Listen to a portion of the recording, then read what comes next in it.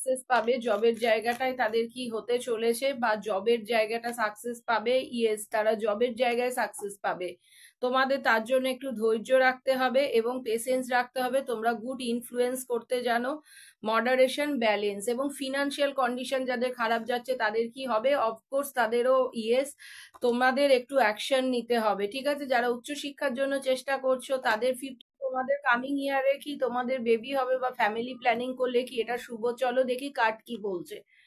তোমাদের 50-50 এসছে, অবশ্যই তোমাদের ডিভাইন জাজমেন্ট দেবে। ইয়েস, তোমাদের কিন্তু একটা সাকসেস আসবে এবং লাভ তোমাদের লাইফে আসবে। হ্যাপি ম্যারেজ, যাদের ম্যারেজ এতদিন হচ্ছিল না তাদের ম্যারেজ হবে এবং লাইফে স্যাটিসফ্যাকশন থাকবে এবং একটু হাসি ঠাট্টার মধ্যে দিয়ে থাকো।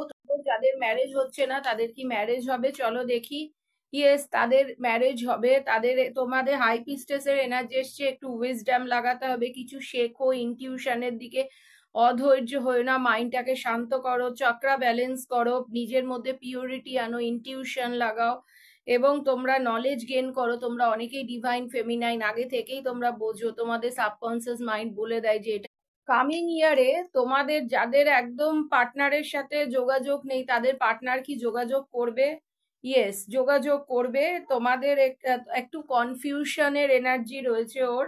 তোমরা অনেকেই ডিভাইন ফেমিনাইন আছো, আগে থেকেই বুঝতে পারো, ঠিক আছে। তোমাদের ইনটিউশন পাওয়ার প্রচুর। তোমরা কিন্তু ইমপেশেন্স হলে চলবে না, ধৈর্য রাখতে হবে। অফकोर्स তোমাদের न्यू बिगिनिंग किंतु আছে। पार्टनर आपको लेके क्या सोचते हैं? देखिए, चलिए देखते हैं। अभी उनका परिवार में उसके आपको नहीं मान रहा है, मॉनिटरी प्रॉब्लम जा चुका है, लेकिन परिवार के साथ उनका मनमानी नहीं हो रहा है, लेकिन आपके साथ जरूर कांटेक्ट करेगा।